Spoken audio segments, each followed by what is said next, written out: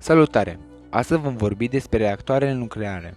Ele sunt dispozitive moderne ce sunt folosite pentru generarea energiei.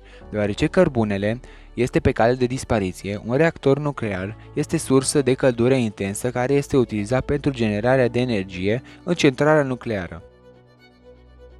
Mecanismul ei este similar cu cel al furnalului, aflat într-un generator de aburi. Aburul pune în funcțiune turbinele, generatorul electric.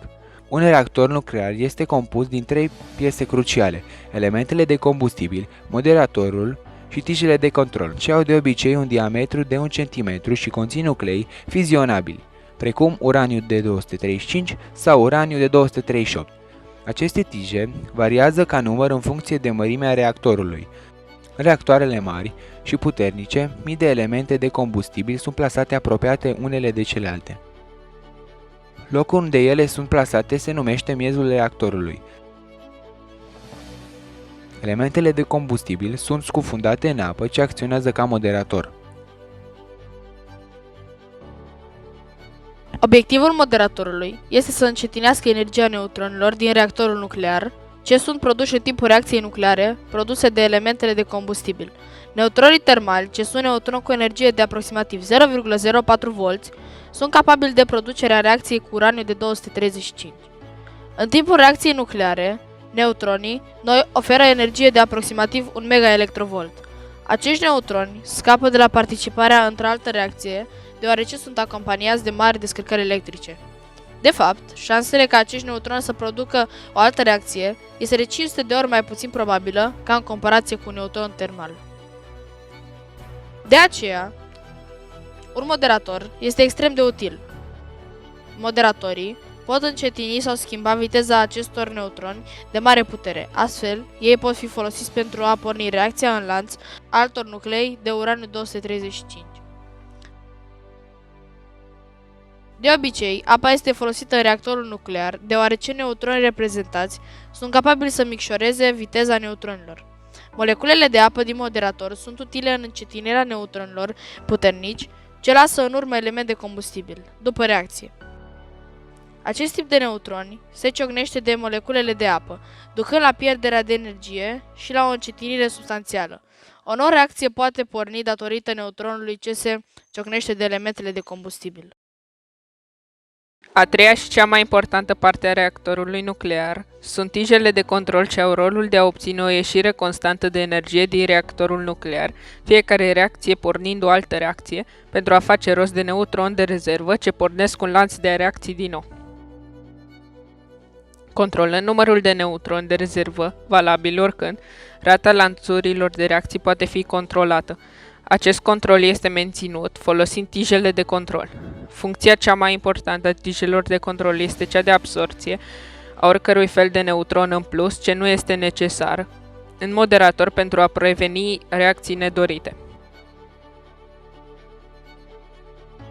De obicei, aceste tije sunt construite din bor sau cadiu. Pentru a crește rata de reacții în lanț, aceste tije pot fi scoase din moderator.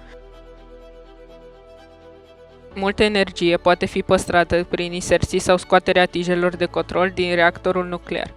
Acum că știm componentele unui reactor nuclear, este timpul să aflăm cum funcționează acesta. De obicei, el este păstrat între niște ziduri groase de beton cu rol de scut. Reactorul folosește și un miez, o pompă și un schimbător de temperatură. Miezul și pompa sunt plasate în contact cu apa, de obicei cu cea din schimbătorul de temperatură al apei. Datorită eliberării unei cantități de căldură enormă, apa se schimbă în aburi, ce apoi sunt folosiți pentru a pune în funcțiune turbinele. Așadar, această energie termică este transformată în energie electrică. Apa este în continuu transportată prin reactorul nuclear folosind pompa. Astfel, un reactor nuclear reușește cu succes să genereze energie nucleară din reacții nucleare.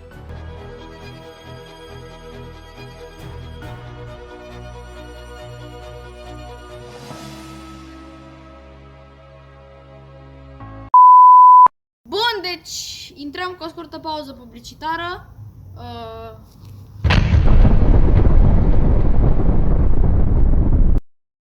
Bun, și revenind după pauza publicitară cu un top al centralelor nucleare. Pe locul 10 avem centrala Fukushima Daini din orașul Naraha, Japonia.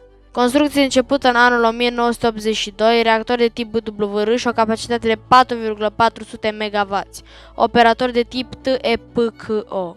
Pe locul 9 avem centrala Oi din orașul Oi, tot Japonia. Construcție începută în anul 1979, aceasta având o capacitate de 4,710 MW, un tip al reactorului PWR și operator de tip KEPCO.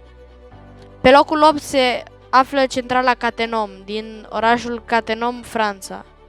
Construcție începută în anul 1979, o capacitate de 5,448 MW, operator de tip EDV și un reactor de tip PWR. Pe locul 7 se află centrala Paluel din orașul Paluel, Franța.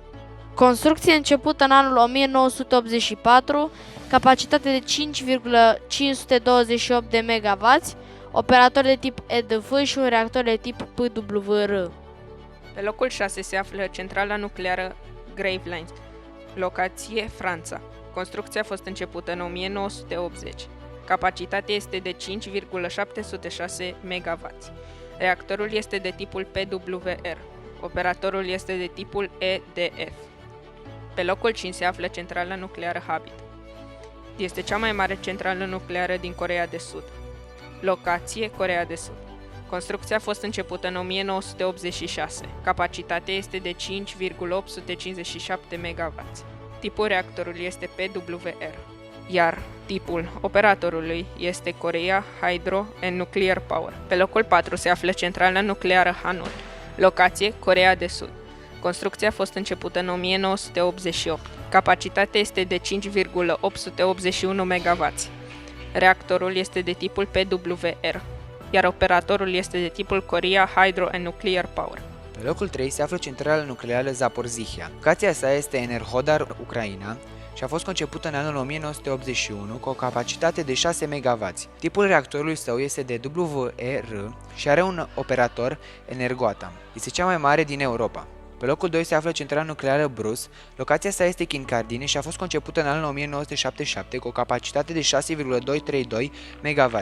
Reactorul său este PHVR, operator de tip Bruce Power, cea mai mare de pe continentul american. Pe locul 1 se află centrala nucleară Kawasaki Kariwa. Locația sa este Niigata Prefecture, Japonia. Începută în anul 1985 cu o capacitate de 7,965 MW. Reactorul său este de tipul ABWR, operator de tip TEPCO și este cea mai mare centrală nucleară din lume. Mulțumim pentru vizionare, sper că v-a plăcut. Acesta a fost videoclipul, noi am încercat să facem și sper că v-ați cu informații. Mulțumim de vizionare!